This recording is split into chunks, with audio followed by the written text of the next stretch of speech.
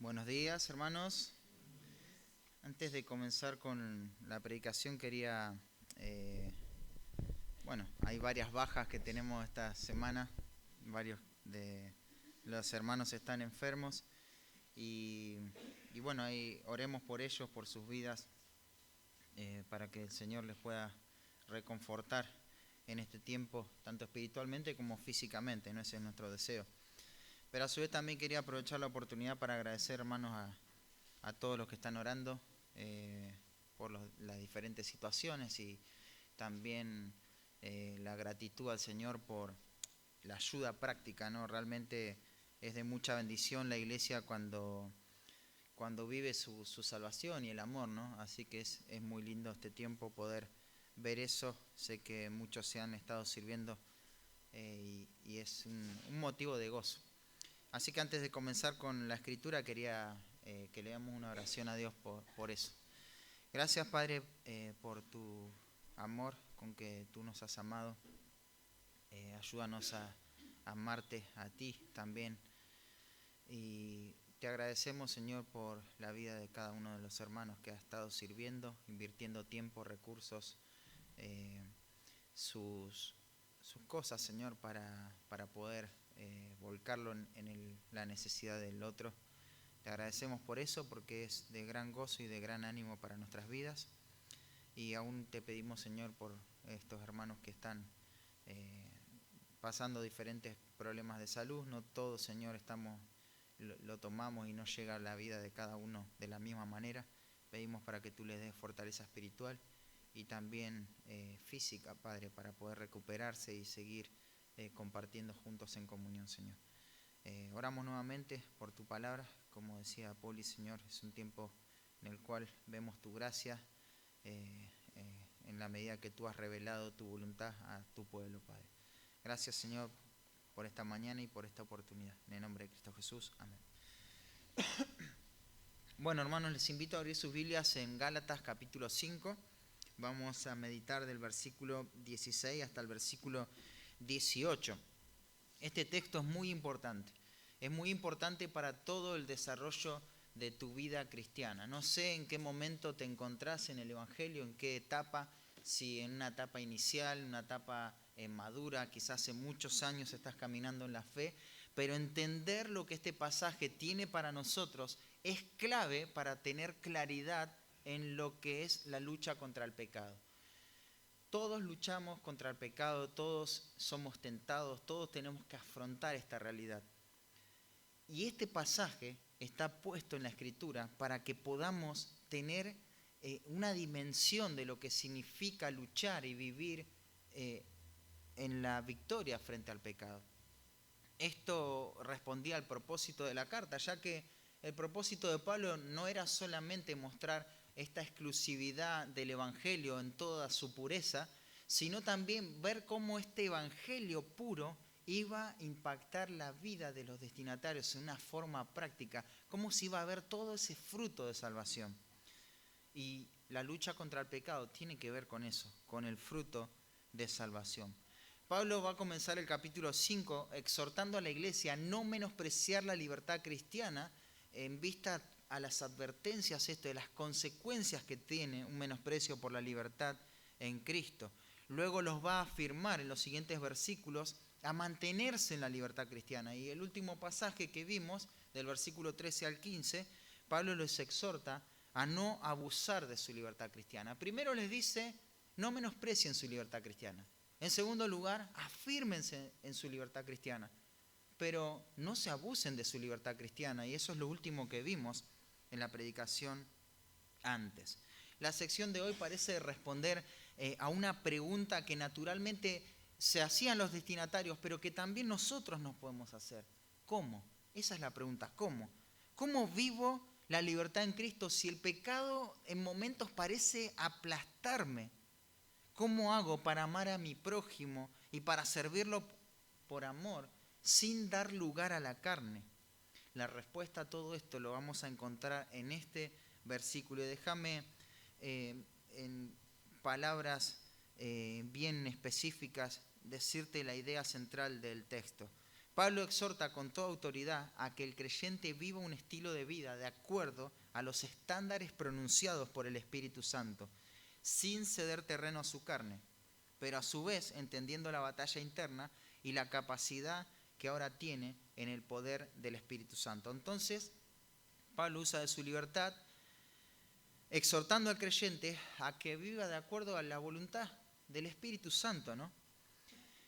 Esto, claro, va a verse en la medida que él no cede esa ocasión a la carne, entiende, comprende la lucha que hay en su interior y afronta la victoria, afronta lo que Dios tiene para su vida. Este pasaje es sumamente relevante. Y con eso en mente quiero que nos pongamos de pie y leamos los 3 versículos.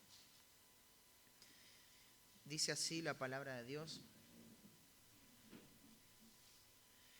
Digo pues, andad en el Espíritu y no satisfagáis los deseos de la carne, porque el deseo de la carne es contra el Espíritu, y el del Espíritu es contra la carne, y estos se oponen entre sí para que no hagáis lo que quisierais.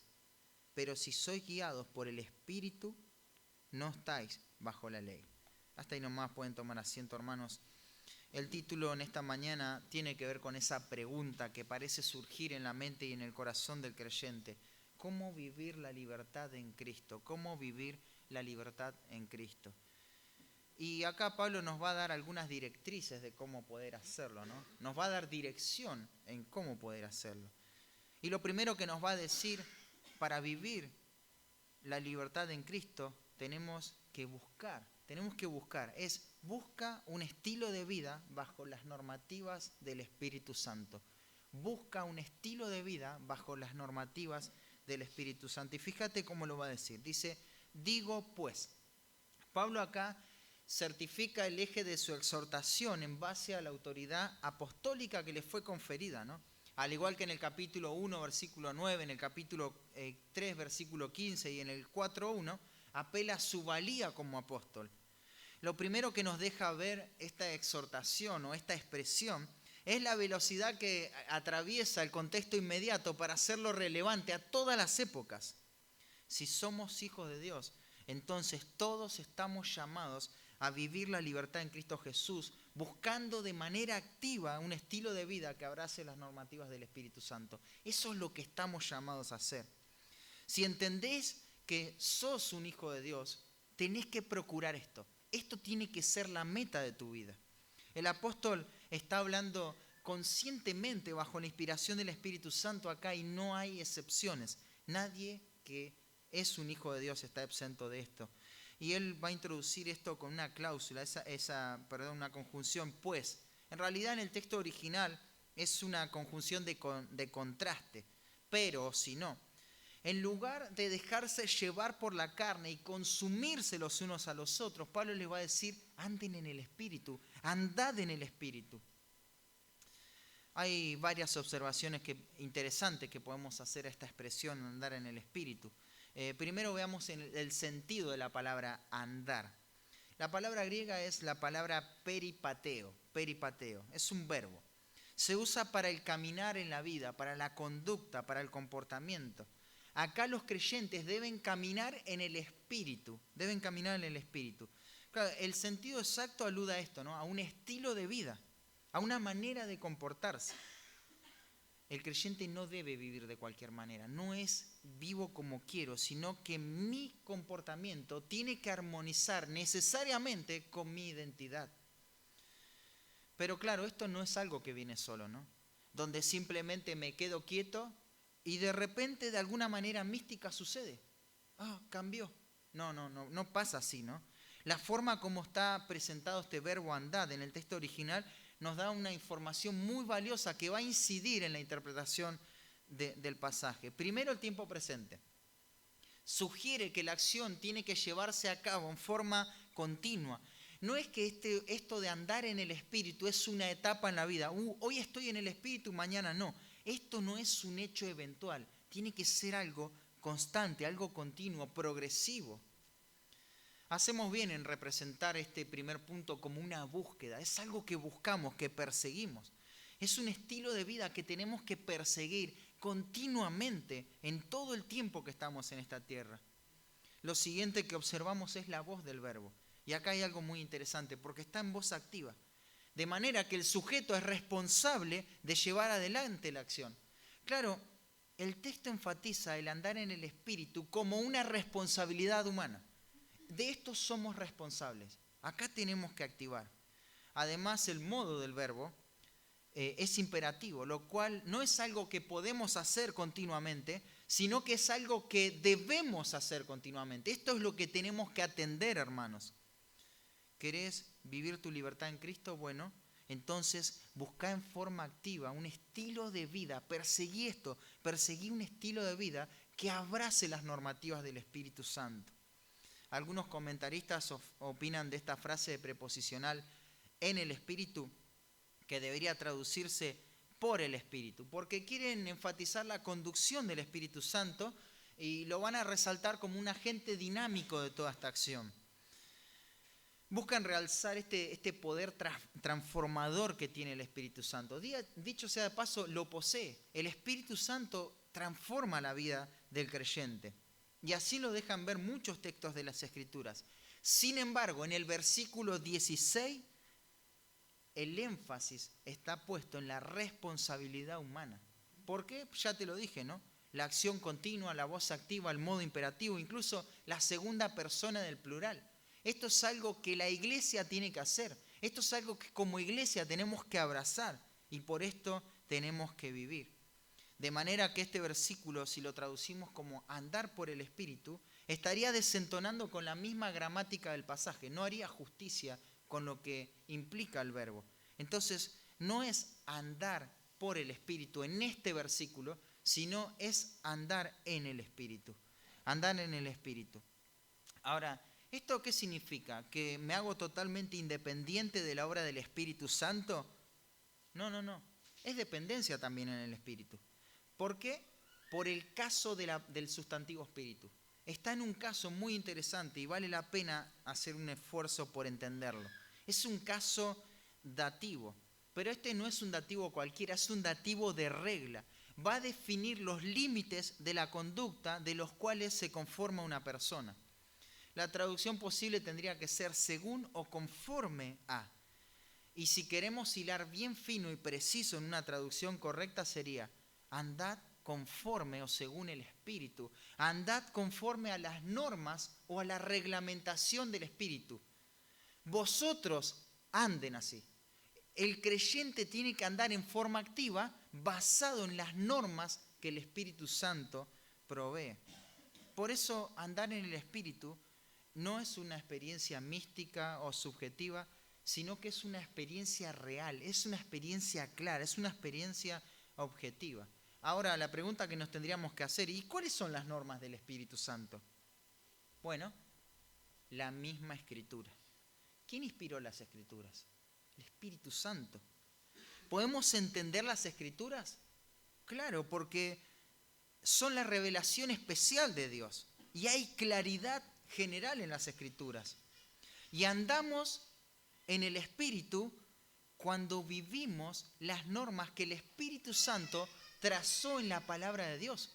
Andar en el Espíritu es obedecer lo que el Espíritu Santo inspiró en este libro, que es la misma palabra de Dios. Y esto lo podés ver en el resultado que produce, ¿no? En Efesios capítulo 5 ves ese fruto del Espíritu, ¿no? Donde Pablo dice que los creyentes tienen que vivir así. Pero si pensás, y no lo vamos a buscar, pero pensá en Efesios capítulo 5, hay un imperativo ahí. Sed llenos del Espíritu. Y vas a ver los resultados que eso produce. Y cuando vas a un pasaje que más o menos habla de lo mismo, en Colosenses capítulo 3, te encontrás con una exhortación que es un énfasis diferente. Es que la palabra de Dios mora en abundancia y tiene sus resultados. Cuando analizás los resultados de Efesios capítulo 5 y Colosenses capítulo 3, son los mismos. Uno dice, anden en el Espíritu y tiene estos resultados. Y el otro dice, la palabra de Dios mora en abundancia y obtenés estos resultados. Porque ser lleno del Espíritu podríamos decir que es un sinónimo de ser llenos de la palabra de Dios. Andar en el Espíritu es seguir las normas que el Espíritu Santo trazó en las Escrituras. Andar en el Espíritu, según el texto en Gálatas 5:16, es buscar de manera activa un estilo de vida que armonice o que abrace las normativas del Espíritu Santo. Y ya que estamos, veamos ahí Efesios, estamos ahí nomás, Efesios capítulo 5, versículo 18. Te leo el pasaje y después quiero mencionarte un comentario. Dice el versículo 18, no os embraguéis con vino en lo cual hay disolución, antes bien, sed llenos del Espíritu. Y fíjense, versículo 19, hablando entre vosotros con salmos, con himnos y cánticos espirituales, cantando y alabando al Señor en vuestros corazones, dando siempre gracias por todo al Dios y Padre en el nombre de nuestro Señor Jesucristo. Someteos unos a otros en el temor de Dios. Las casadas estén sujetas a sus propios maridos como al Señor, porque el marido es cabeza de la mujer, así como Cristo es cabeza de la iglesia, la cual es su cuerpo y Él es su Salvador. Así que, como la iglesia está sujeta a Cristo, así también las casadas lo estén a sus maridos en todo. Maridos, amad a vuestras mujeres, así como Cristo amó a la iglesia y se entregó a sí mismo por ella. Fíjate todos estos resultados. Quiero leerte un comentario de John MacArthur sobre este pasaje que te acabé de leer. Dice así, toda esta llenura del Espíritu nunca produce nada estático en absoluto. Produce canciones, decir gracias, someterse y muchas relaciones humanas correctas. Nadie entra y sale de una experiencia sorprendente, nadie cae boca abajo, nadie entra en algún tipo de experiencia de éxtasis. ¿Qué sucede? Simple. Todas las relaciones se corrigen. Su relación con Dios está bien porque usted canta y da gracias. Su relación con otras personas está bien porque usted se somete, sea en un matrimonio o familia o una situación de empleo. Todo es muy práctico, todo es muy claro. La llenura del Espíritu afecta a todas estas relaciones con Dios, nuestras familias y con otros. Fíjate, la llenura del Espíritu, vivir en el Espíritu, andar en el Espíritu, tiene que ver con esto, con algo práctico. No es algo místico, es algo práctico, es seguir las normativas del Espíritu Santo que dejó prescripta en su palabra, en la palabra que Él inspiró. Necesitamos ser diligentes en esta búsqueda, en estas normativas, ¿no? Necesitamos entender lo que dicen las Escrituras y hacernos preguntas, ¿no? ¿Cómo quiere el Espíritu Santo que tome esta o aquella decisión? ¿Cómo lo norma Él? ¿Cómo quiere el Espíritu Santo que piense en relación a este deseo que está en mi corazón? Sea bueno o sea malo. ¿Cuál es la norma del Espíritu Santo sobre las posesiones materiales? Eso es andar en el Espíritu. ¿Cómo voy a andar conforme al Espíritu mientras estoy en el trabajo? ¿Cómo voy a seguir las normativas del Espíritu Santo en el contexto de mi hogar? ¿Cómo voy a andar en el Espíritu mientras ando en la calle, solo? ¿Se verá mi conducta normada por el Espíritu mientras estoy estudiando en la escuela, en la facultad? Cuando pensamos en la guía del Espíritu Santo, muchas veces tendemos a asociarlo a esta mera experiencia subjetiva, ¿no? Pero el Espíritu Santo obra hoy, hermanos, de una forma práctica, simple, sencilla. Hoy nos guía y hoy tiene poder y autoridad para dirigir nuestra vida. La primera parte del texto nos dice que somos responsables de someternos a estas normativas, ¿no?, del Espíritu Santo. Y algunas preguntas. ¿Estás buscando de manera activa un estilo de vida que abrace las normativas del Espíritu Santo? ¿Estás buscando esto? ¿Esta es la meta de tu vida? ¿Cómo voy a andar en el Espíritu de acá hasta el último día de mi vida, guiado por las prescripciones que el Espíritu Santo da en la Escritura? ¿Esa es la meta de tu vida? Si la respuesta es sí, ¿cómo lo estás haciendo? ¿De qué manera lo estás haciendo? Porque uno puede decir sí, ¿no? Pero ¿de qué forma estás buscando esto? Si esto es una búsqueda activa en la cual yo soy responsable, entonces ¿cómo está sucediendo? Si la respuesta es no, ¿en qué lo vas a buscar? ¿Qué es lo primero que tenés que buscar? ¿Qué son esas cosas en las cuales no estás siendo gobernado por las prescripciones bíblicas y no estás andando en el Espíritu? Busca esto de manera activa, un estilo de vida bajo las normativas del Espíritu Santo. Pero esta búsqueda también tiene un resultado, voy a decir, y no satisfagáis los deseos de la carne.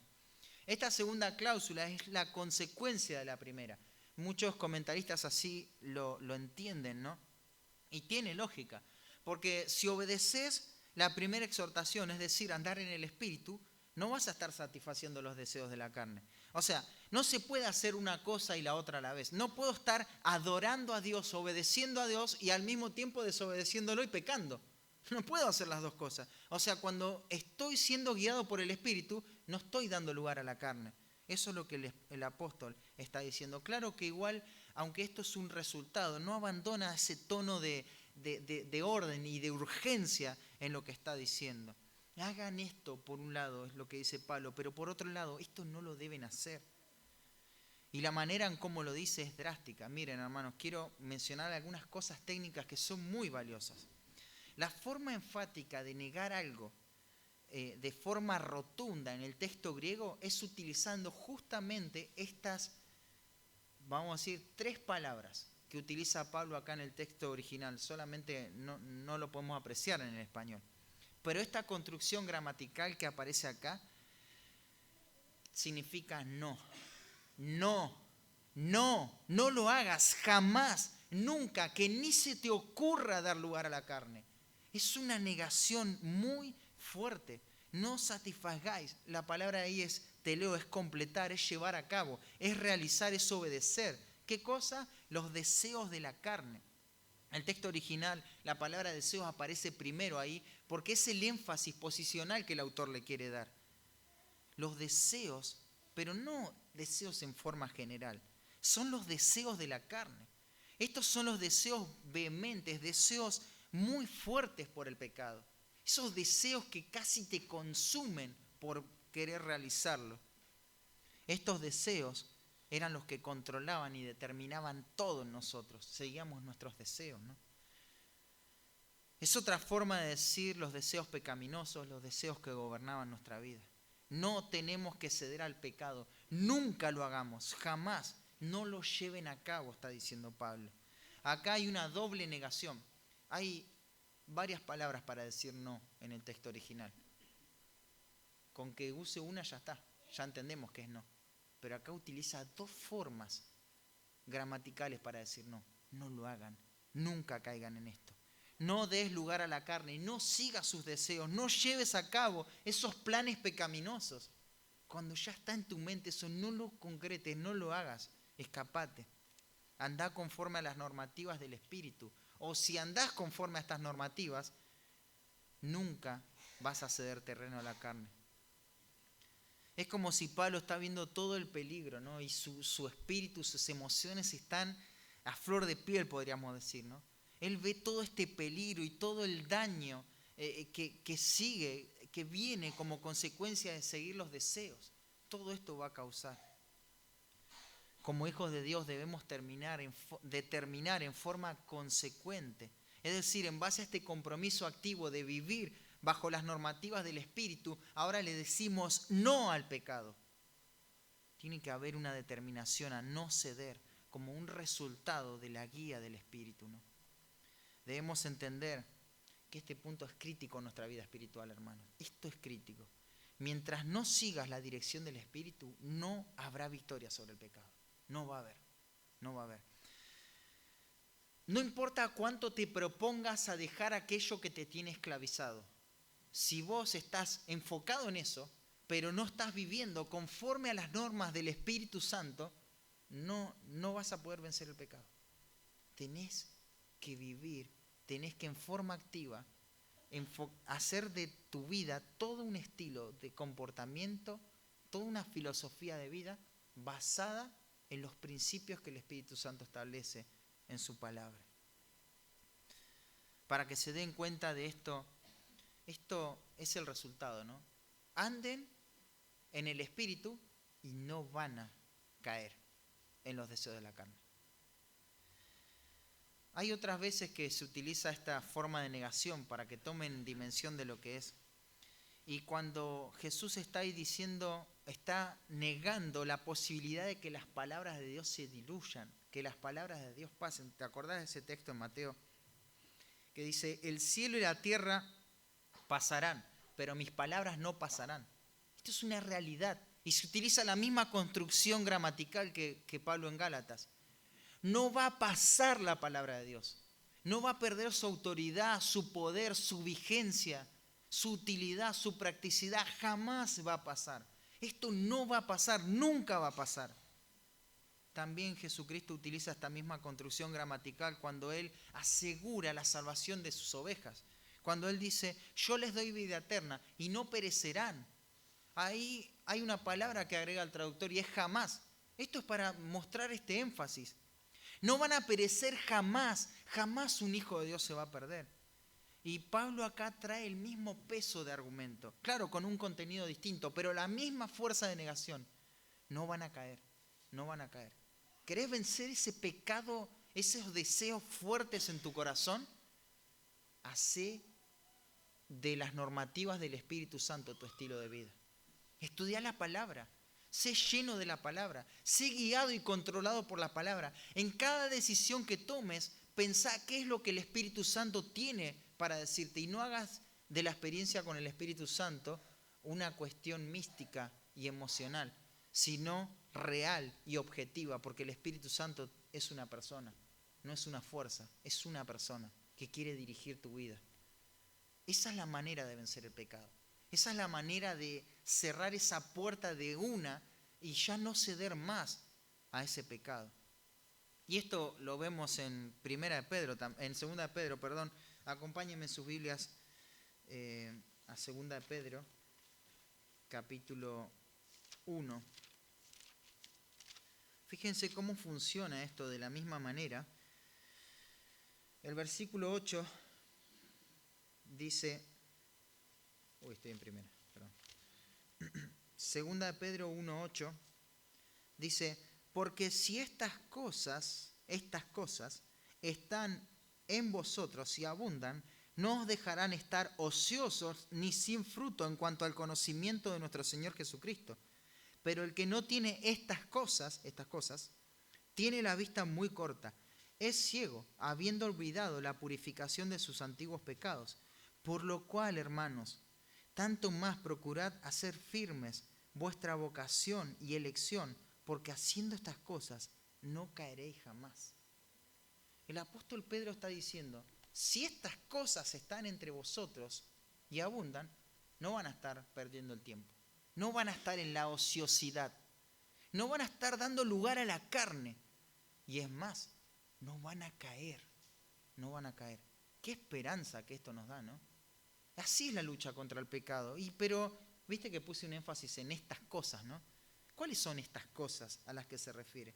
Fíjate, se refiere al versículo 5, dice, a la fe, a la virtud, el conocimiento, el dominio propio, la paciencia, la piedad, el afecto fraternal, el amor. Estas son las cosas. ¿Qué hay que hacer con estas cosas? Versículo 5 dice, poniendo toda diligencia. O sea, el creyente, como hijos de Dios, tenemos que poner toda diligencia en estas cosas. Si ponemos toda diligencia en esto, no vamos a estar nunca ociosos, ni sin fruto. Esa es la clave, hermanos. ¿Cómo venzo el pecado en mi vida? Bueno, si hago de mi vida un estilo de vida que busque eso, que busque ser guiado por lo que el Espíritu Santo tiene en su palabra, ¿no? Cuánto alivio y esperanza traen las verdades de este texto, ¿no? Algunos quizá en este contexto se preguntaban, ¿cómo puedo usar mi libertad cristiana sin dar ocasión a la carne? ¿Cómo puedo mantenerme puro? Pero aún más, ¿cómo puedo entregarme a una vida de servicio amoroso? ¿Cómo puedo amar a los demás como me amo a mí mismo? ¿Cómo puedo obedecer las implicaciones de la ley? ¿Cómo lo hago? Únicamente siendo controlados por las normativas del Espíritu Santo. Y esto es forma activa. El Espíritu Santo me va a capacitar para vivir. ¿qué cosa voy a vivir con este poder del Espíritu Santo? La misma vida de Cristo. ¿Sabes lo que hace el Espíritu Santo en la santificación? En forma práctica te lo voy a ilustrar así. Trae la experiencia de Cristo a tu propia experiencia. Hace que vos puedas vivir a Cristo. Eso es la obra del Espíritu Santo. Quizá muchas veces estamos convencidos de que no queremos pecar más, pero de repente cedemos, ¿no? Cedemos al pecado. Y siempre, ¿no? Decimos, bueno, esta es la última vez. Pero después aparece la última vez de vuelta, aparece la última vez de vuelta y se hace infinita la última vez. Si vos sos sincero, sos honesto con vos mismo, te vas a dar cuenta que hay un punto en tu diligencia en cuanto a lo que tenés que hacer, en cuanto a los mandamientos positivos de Dios, que no estás obedeciendo y no estás siendo guiado por el Espíritu Santo. Y ahí somos vulnerables, ¿no? ¿Cómo vivir la libertad en Cristo? Busca un estilo de vida bajo las normativas del Espíritu Santo, pero en segundo lugar, discierne la lucha que afecta tu vida espiritual. Discierne la lucha interna que afecta tu vida espiritual. Esto es clave, hermanos. Por mi propia experiencia, muchas veces he sido derrotado por el pecado por no entender bien este punto, por no entender bien esta lucha que va a expresar Pablo acá. Esto no es lo único que vamos a decir sobre esta lucha interna, pero sí es algo que vamos a mencionar hoy en esta mañana, aunque en otras oportunidades podemos seguir profundizando este tema. Y quiero leerles y decirles, ¿no? Cuando recién entendí quién era yo en Cristo, cuando entendí mi identidad en base a esta lucha interna, recién ahí pude tener victoria real sobre el pecado. Y el versículo dice, porque el deseo de la carne es contra el espíritu y el del espíritu es contra la carne. Y estos se oponen entre sí para que no hagáis lo que quisierais. Tenemos que entender esta lucha. ¿Qué es lo que Pablo está diciendo acá? Bueno, primero una precisión sobre la manera en cómo están acomodadas las palabras. En el texto griego la carne es el sujeto de la oración y el deseo es el verbo. Literalmente sería, la carne desea contra el espíritu y el espíritu contra la carne. La carne desea contra el espíritu y el espíritu contra la carne. Claramente acá se presenta una oposición, una batalla interna. Tenemos que definir cada una de las partes. Y esto es lo más esencial. Primero veamos el término carne, ahí es sarx en el griego. Es quizá lo que se ha prestado para mayor confusión, porque el rango semántico de esta palabra es bastante amplio. A veces se refiere a la vida humana, a veces a la esfera humana, a veces a la parte física de una persona, a veces incluso al alimento que se vende en la carnicería. O sea, tiene muchos usos esta palabra carne. Y podríamos seguir, ¿no? Pero el sentido en este pasaje tiene que ver con los patrones pecaminosos que todavía influencian nuestra conducta. Eso es la carne. Son esos patrones pecaminosos que inciden en nuestra conducta. Existen varios términos bíblicos para referirse a esto mismo, a este concepto que le estoy hablando. A veces se utiliza términos como, por ejemplo, la concupiscencia, los deseos carnales, el viejo hombre muerto, viciado conforme a los deseos engañosos, lo terrenal que hay en vosotros, el cuerpo de muerte. Todas estas expresiones se refieren a lo mismo. Claro, no son sinónimos totalmente porque cada una conlleva un matiz, un énfasis diferente. Pero acá la carne se refiere a esta tendencia al pecado como un patrón de la vieja vida.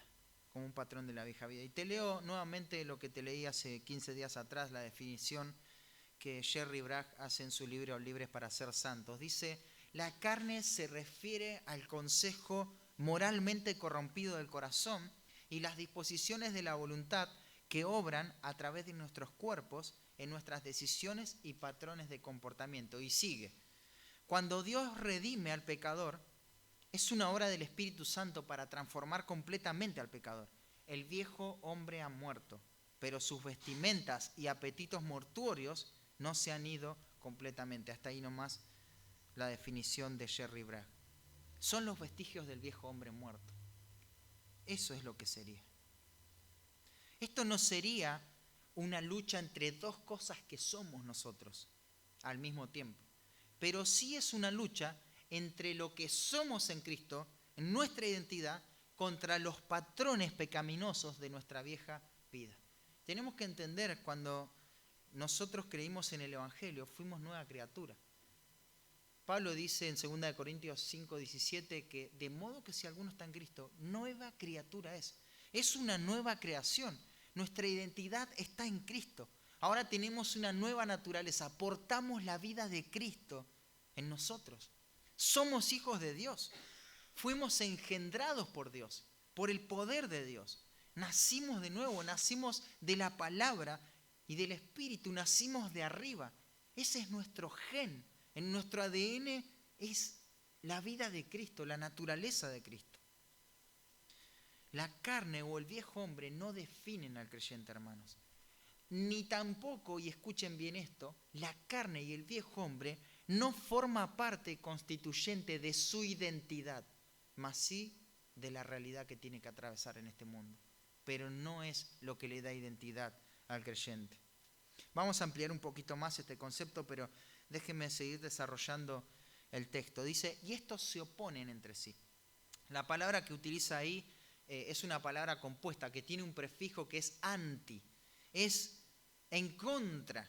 Están en contra, son hostiles, hacen la guerra, son repulsivos uno contra otro. La carne, que son los patrones, las costumbres de pecado, contra lo que yo soy ahora, mi identidad. Primera de Pedro 2:11 dice, lo define como los deseos carnales que batallan contra el alma, así que están haciendo guerra permanentemente contra el alma, que están ahí al servicio militar de esta causa, ¿no? ¿Y cuál es el resultado? Esto también tiene un resultado. Para que no hagáis lo que quisierais. No hagáis lo que quisierais. ¿Qué es lo que querés? Bueno, ahora vos tenés un nuevo deseo, porque tenés una nueva identidad. Antes no te interesaba vivir para la gloria de Dios, pero ahora querés honrar al Señor. Ese es tu deseo, eso es lo que vos querés. Vos querés vivir bajo las normativas del Espíritu Santo. Eso es ser un hijo de Dios. En eso tenemos que afirmarnos.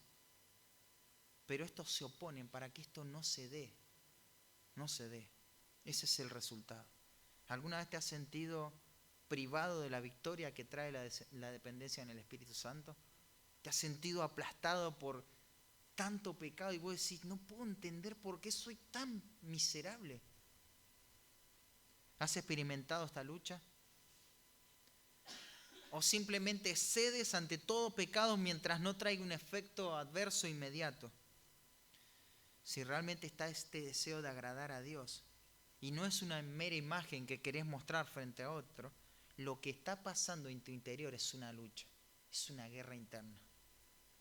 Pero ojo, no es una batalla cuando cedemos al pecado y después decir, ¿cómo cuesta? ¿Cómo cuesta luchar? No, si se presentó la ocasión de caer y pecaste, eso no es una batalla, eso no es una guerra, eso ya es una derrota. Tampoco es una batalla el hecho de saber lo que Dios quiere que yo haga, pero no presentar ningún tipo de evasión ante la tentación. Eso tampoco es batallar espiritualmente. Pero si realmente hay una lucha en tu corazón, porque tenés ese deseo de agradar a Dios, entonces lo que está pasando, por un lado, es que tenés una nueva identidad, sos hijo de Dios. Pero por otro lado, hay costumbres de pecado que están enraizadas como patrones en tu vida. Pero eso no te define. Y así lo va a dejar bien específico Juan, ¿no? Ahí en 1 Juan capítulo 3, versículo 2 al 3 dice, amados, eso llama la atención Juan con esta expresión, amados, ahora somos hijos de Dios. Esto es lo que somos. Somos hijos de Dios. No es que vivimos esta vida y nos proponemos metas cortas para un día llegar a ser hijos de Dios. Somos hijos de Dios. No es simplemente que tenemos el derecho o la autoridad de un hijo. Somos hijos de Dios, dice Juan. Y todos los derechos que adquirimos con eso, ¿no? Somos hijos de Dios. Esa es nuestra realidad. Esto es nuestra identidad. Juan quiere que el creyente entienda cuál es la definición de su vida. Esto es lo que es el creyente. Y solamente esto. Pero claro, va a decir después, aún no se ha manifestado lo que hemos de ser. ¿Cómo, Juan? Si somos hijos de Dios, pero no se manifestó lo que hemos de ser. No. Somos hijos de Dios, ya está. En nuestro interior el Espíritu Santo ya regeneró en nuestro ser interior, ya no hay, estamos justificados delante de Dios. En la salvación ya lo alcanzamos todo, excepto la glorificación de nuestros cuerpos, que es con lo que batallamos, ¿no? Y todavía no se ve esa salvación en todo su esplendor, está diciendo Juan. No se ve totalmente todo lo que conlleva ser un hijo de Dios. Sin embargo, Dios nos salvó del reino del pecado. El pecado no gobierna nuestras vidas. No vivimos esclavos del pecado, porque justamente fuimos salvos de esa condición, ¿no? Pero hay una certeza, hay una esperanza que tiene el Hijo de Dios. Sabemos que cuando Él se manifieste, seremos semejantes a Él, porque le veremos tal como Él es. Va a haber un momento, un tiempo, en el cual Él se va a manifestar y vamos a ser semejantes a Él, porque le vamos a ver tal como Él es. Claro, Juan te dice, esta es tu posición, sos un hijo de Dios. Y cuando Cristo se manifieste, y esto es algo que mueve tu corazón, cuando Cristo se manifieste vas a alcanzarlo en su máxima esplendor. Y vos decís, pero mientras tanto, ¿qué hago? ¿Estoy siendo derrotado por el pecado? No. Va a decir, y todo aquel que tiene esta esperanza en Él, no la esperanza de que me va a ir bien en esta vida, en Cristo, todo aquel que tiene esta esperanza en Él, se purifica a sí mismo, así como Él es puro. Todo aquel que está en su vida gobernado por esta búsqueda de querer vivir bajo los patrones del Espíritu Santo, lo que hace es luchar contra el pecado. Porque dice, yo soy esto. Hoy estoy lidiando con un mundo caído, pero un día voy a lograr aquello. Voy a alcanzar aquello cuando Él se manifieste. Mientras tanto voy a batallar contra el pecado.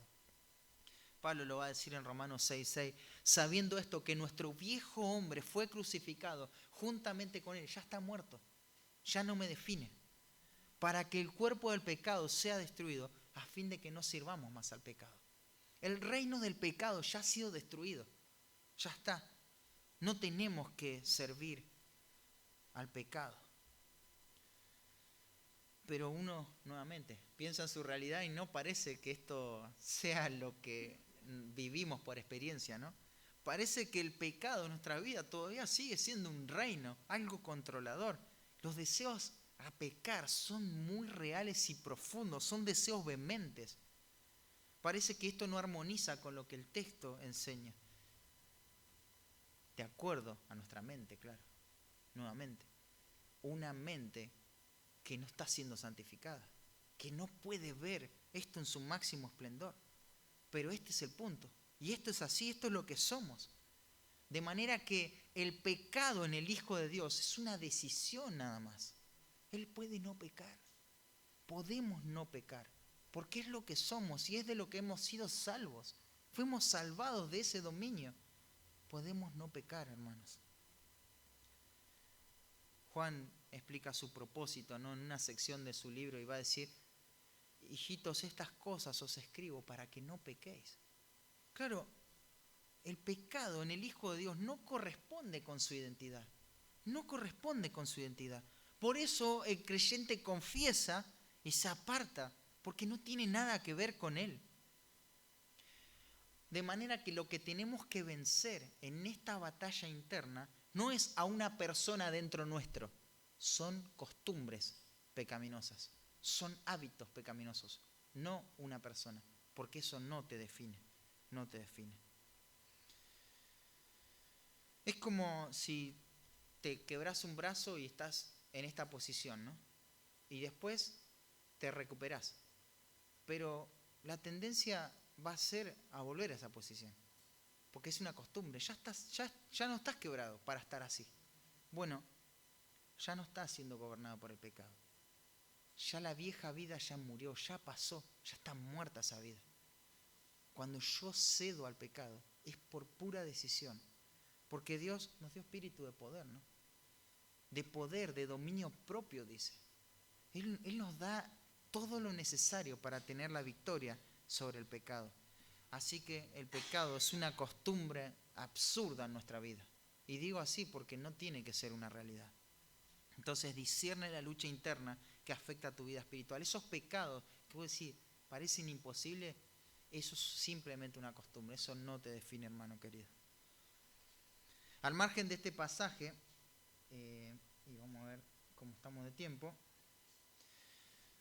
quiero mostrarte en forma práctica, vamos a Efesios capítulo 4, versículo 22 al 24.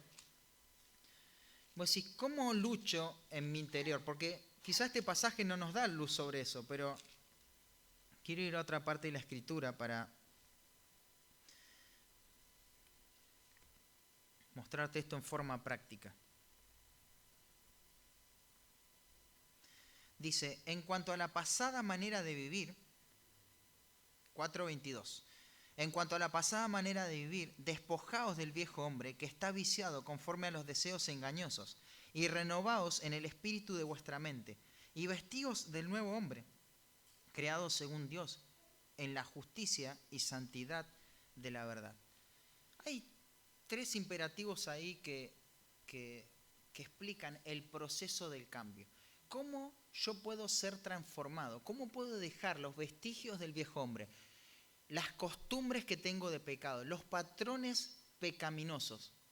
¿Y cómo puedo ahora vivir guiado por el Espíritu Santo? ¿Cómo es que esto se lleva a cabo? ¿Cómo cambia el creyente? ¿Cómo es transformado? Bueno, de forma activa. Va a decir, el primer imperativo es despojaos del viejo hombre que está viciado conforme a los deseos engañosos. No es mi identidad, pero es la ropa que tengo puesta, ¿no? Lo que soy yo está dentro, pero es la ropa que tengo puesta. Entonces lo que el texto está diciendo es, quítate esa ropa. Ya no corresponde con lo que sos vos. No podés poner una ropa sucia en un cuerpo limpio. Eso no se puede. Cuando te vas a bañar no te pones la misma ropa que te sacaste, ¿no? Bueno, algunos se ríen porque... Algunos nos reímos porque hacemos eso, ¿no? Pero no está bien. Te sacás porque ya no sos eso. Entonces, despojaos del viejo hombre que está viciado conforme a los deseos engañosos. Cuando está viciado, ¿a qué te hace pensar esa palabra? Algo que está sucio, que está cargado. Esa vieja ropa, esa vieja vida está cargada por todo esto, con deseos engañosos. Entonces hay que cortar con el pecado. En primer lugar, cortar con el pecado. En segundo lugar, el otro imperativo es renovaos en el espíritu de vuestra mente.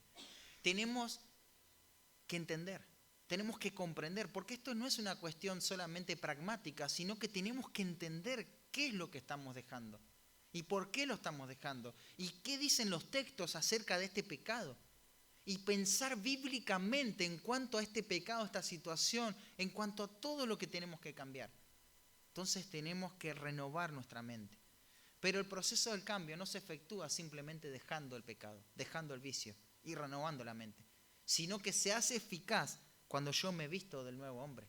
Ahora dejo las costumbres pecaminosas para tomar una costumbre piadosa, para hacer todo lo contrario y de esa manera matar al pecado. Y podríamos poner muchísimos ejemplos. El apóstol Pablo podría haber hecho Efesios, quinta a los Efesios para poner ejemplos de esto. Pero pone algunos nada más. Algunos que probablemente en el contexto sean los más sobresalientes. Y el primer ejemplo que pone es desechando la mentira. Despójense de la mentira. Quítense la mentira. Y claro, ya la mente se va renovando en la verdad. Dios es verdad. Entonces, renovar la mente, pero ¿qué hay que hacer? Reemplazar, ¿no? ¿Con qué voy a reemplazar la mentira? Bueno, antes mentía, ahora no hablo más, para no mentir. No es no hablar más, es decir la verdad. Eso es lo que va a terminar de matar al pecado, ¿no? Fíjese un ejemplo muy claro. El que hurtaba, no hurte más. Ya está, basta. Esto no corresponde al nuevo hombre. Esto no corresponde a lo que soy en Cristo. El que hurtaba, no hurte más, sino trabaje, haciendo con sus manos lo que es bueno, para que tenga que compartir con el que padece necesidad. Lo que va a matar el hurto no es el trabajo, ¿eh? Porque cuando vos hurtás, la raíz de ese pecado es extraer algo que no me pertenece. Saco algo que no me pertenece.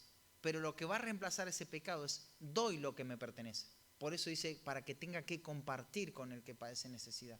Antes le quitaba a la gente sin importar si eso era lo único que tenían. ahora le doy a la gente lo que es mío. Ese es el proceso del cambio. Quítese de vosotros toda amargura, enojo, gritería, maledicencia. Listo, ya está, no me enojo más. No le grito más si me habla mal. No quedó ahí. Tenés que reemplazar. ¿Con qué vas a matar ese pecado? Sé benigno, ¿no? No solamente no responder cuando te hablan mal, me quedo callado para no explotar, para no seguir la conversación. No, la blanda respuesta quita la ira. Tengo que reemplazarlo con algo piadoso. Y así voy luchando contra la carne. Tenemos que entender cómo esta batalla interna afecta a nuestra vida espiritual. Y no tenemos que echar la culpa a situaciones externas, sino que está dentro nuestro esa batalla. Entonces, algunas preguntas antes de saltar al último punto. ¿Cómo desafían las verdades de este pasaje la forma en que has visto hasta ahora tu lucha contra el pecado? ¿Cómo esto mueve tu mente a pensar bíblicamente? ¿Qué mentiras expone este texto?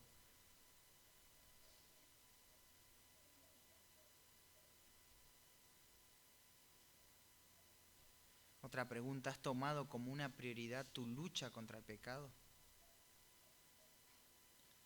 ¿Y qué herramientas o recursos vas a incorporar a tu vida para hacer frente a la carne, a los patrones pecaminosos? Hermanos, tenemos que ser diligentes. El apóstol Pablo en Filipenses capítulo 2, versículo 13 va a decir, ocupaos en vuestra salvación, refiriéndose a la santificación, ¿no? La palabra esa ocupaos es tremendamente fuerte. Haz esto la prioridad de tu vida, la meta de tu vida. Enfócate en la santificación como lo máximo. No hay otra cosa que tenga que... O sea, todo puede esperar en esta vida.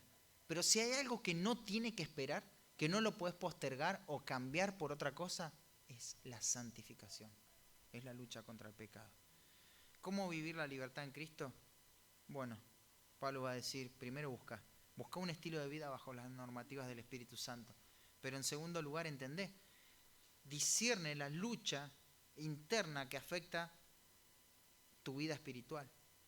Y en tercer lugar reconoce la obra del Espíritu Santo que opera capacitándote.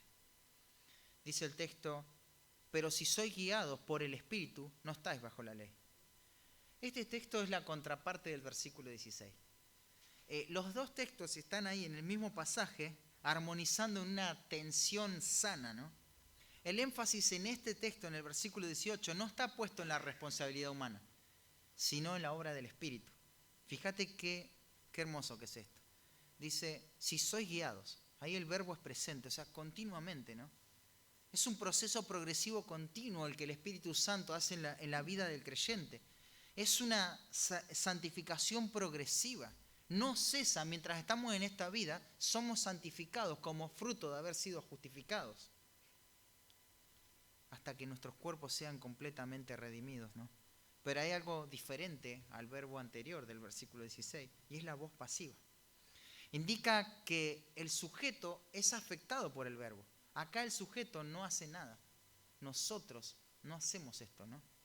Acá el sujeto simplemente recibe. Y el modo indicativo expresa que esto es una realidad en él. ¿Por quién somos afectados? Bueno, por el Espíritu. ¿Te acordás que te hablé al principio que esta palabra espíritu estaba en un caso dativo de regla que va a dictar la conducta y el comportamiento de una persona? Bueno, este también es un dativo, pero es un dativo instrumental. Este es el instrumento, este es el agente mediador para llevar a cabo esta obra de santificación. Es por el Espíritu. Si sois guiados por el Espíritu. La palabra guiado ahí tiene que ver con estar dirigidos por el Espíritu. Estar dirigidos por el Espíritu. Pero hay una observación más que tenemos que hacer a esta cláusula. Empieza con una condición. Si sois guiados por el Espíritu. Hay muchas cláusulas condicionales. No todas significan lo mismo, ¿no? Acá el hablante comunica esto. Si vamos a presumir que esto es verdad, si somos guiados por el Espíritu, entonces la consecuencia es la siguiente. No estáis bajo la ley. Lo mismo que dice el versículo 16, dice el versículo 18. Solo que cambia énfasis. Solo que cambia el énfasis. En el versículo 16 tenés el énfasis en la responsabilidad humana. En el versículo 18 tenés la atención ahí. El énfasis en la obra que el Espíritu Santo hace. ¿Por qué? ¿Qué es estar bajo la ley? ¿Qué es estar bajo la ley? ¿Acaso no estamos bajo la ley? No, pero no seguimos, no guardamos el séptimo día, la ley de los judíos. No, pero ese es un sentido de estar bajo la ley. Pero hay otro sentido de estar bajo la ley, que tiene que ver con estar, bueno, la obra del Espíritu Santo es la ley. La palabra de Dios es ley, ¿no? Estamos bajo la ley en un sentido. No somos libres de la ley, pero sí somos libres de obedecer la ley para nuestra propia justificación. Cuando Pablo dice no estáis bajo la ley, quiere decir no estás con tus obras dependiendo de que la ley te justifique, porque eso es ser maldito.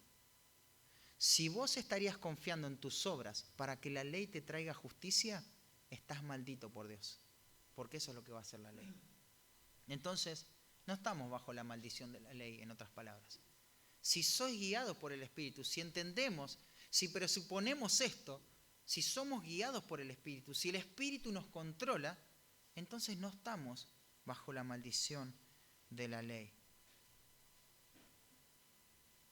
Esto de vivir una vida de victoria frente al pecado, pero sin la dependencia en el Espíritu Santo, es una maldición. Porque siempre vamos a caer. Siempre vamos a caer. Claro que hay una parte activa, pero hacemos lo que tenemos que hacer y el Espíritu hace lo que Él hace, santifica al creyente. Nosotros no santificamos, ¿no?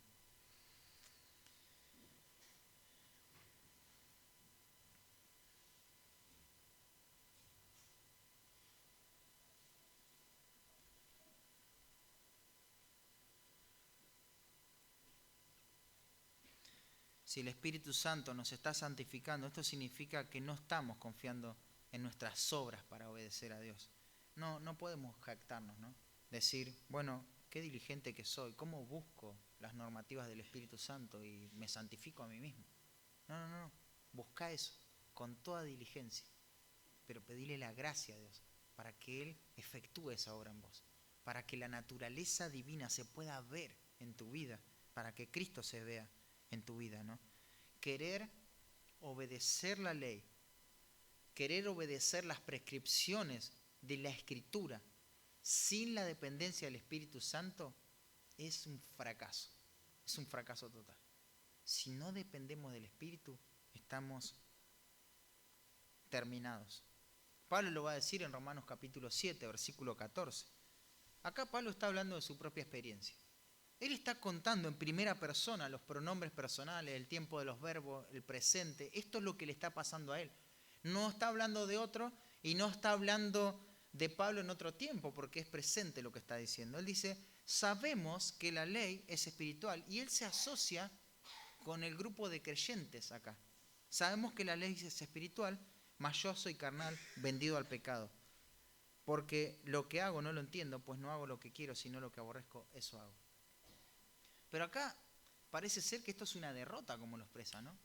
Bueno, algunos comentaristas dicen, esto es lo que provoca la santidad de Dios. Cuanto más buscas a Dios, más ves lo miserable que sos y lo débil que sos, y te ves reflejado ahí. Y bueno, es una interpretación probable. Pero si vos considerás toda la sintaxis del pasaje en su totalidad, te vas a dar cuenta que no es ese el punto de Pablo. Pablo está diciendo lo siguiente: ningún ser humano puede obedecer la ley justa de Dios confiando en sus propias fuerzas. Se va a ver destruido, se va a ver una persona derrotada, vendida al pecado, y nunca va a poder hacer lo que se propone hacer, porque va a estar totalmente derrotado. Ningún ser humano lo puede hacer. ¿Y por qué Pablo entonces utiliza la primera persona acá? Bueno, porque ningún creyente tampoco lo puede hacer. Si confía en sus propios méritos. No lo puede hacer un inconverso y tampoco lo puede hacer un creyente. El punto acá es el siguiente: nadie que dependa de su propia capacidad va a poder vencer el pecado. tenés que depender del Espíritu Santo. Tenés que depender del Espíritu Santo. Hacé todo lo que tenés que hacer, pero hacelo en dependencia del Espíritu Santo.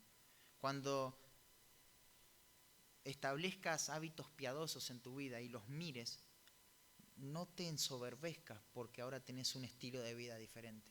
Que eso no te dé ese gusto de superioridad. Humillate delante de Dios y reconoce la obra del Espíritu Santo. Esto era imposible para mí. Estos hábitos que he adquirido, este reemplazo, dejar el viejo hombre, renovar la mente y vestirme del nuevo hombre, solo fue posible porque el Espíritu Santo obró en mi vida. Claro que puse toda diligencia, pero gloria a Dios porque hay una vida transformada. La pregunta es, ¿reconoces en tu vida la obra del Espíritu Santo dándote el poder para vencer el pecado? ¿Lo experimentas de esa manera? ¿Le pides a Dios que cada día el Espíritu Santo te capacite para vencer el pecado? Hermano querido, muchas veces nosotros cargamos en el sentido de que le caemos a los carismáticos por su desvirtuación de la obra del Espíritu Santo. Y directamente ni pensamos en el Espíritu Santo. O sea, caemos en la apatía total frente al Espíritu Santo. Tildamos de sensacionalistas a aquellos que quieren ver al Espíritu Santo en todo, pero directamente nosotros lo hacemos ajeno de nuestra propia experiencia en la lucha contra el pecado. Es el que te va a dar la victoria, es el que va a santificar tu vida. Tenemos que orar a Dios para que en el poder del Espíritu Santo podamos vencer el pecado y darle toda la gloria a Él. En conclusión, Pablo exhorta con toda autoridad al que el creyente viva un estilo de vida de acuerdo a los estándares pronunciados por el Espíritu Santo, sin ceder terreno a su carne, pero a que a su vez se entienda esta batalla interna y la capacidad que ahora tiene en el poder del Espíritu Santo para vencer el pecado. ¿Cómo vivir la libertad en Cristo? Número 1, busca un estilo de vida bajo las normativas del Espíritu Santo. Preguntas. ¿Cómo necesito reorientar mis metas en la vida en torno a las verdades de este texto? ¿Qué metas tengo que cambiar? ¿Qué apetitos carnales necesitan morir de hambre a la luz de este pasaje? En segundo lugar, discierne la lucha interna que afecta tu vida espiritual. ¿A qué errores en el mundo cristiano moderno se enfrentan las verdades que este pasaje predica? En tercer lugar, reconoce la obra del Espíritu Santo que opera capacitándote. ¿Cómo esta verdad alienta y consuela tu corazón? Esta es la victoria, hermanos. Es el Espíritu Santo que nos da la victoria. Oremos. Señor, gracias por tu palabra. En esta mañana pedimos que tu Espíritu Santo pueda aplicarla a cada corazón, Señor. Todos luchamos contra el pecado en diferentes esferas, en diferentes dimensiones y en diferentes cosas, Señor. Pero todos necesitamos obedecer este pasaje y vivir de acuerdo a los estándares que el Espíritu Santo provee en las Escrituras, Señor. Ayúdanos a dar de toda la gloria a ti y que podamos vivir para ti, Señor. Nuevamente, Señor, bendice tu palabra y trae, Señor, convicción y trae claridad a nuestra vida. En el nombre de Cristo Jesús, amén.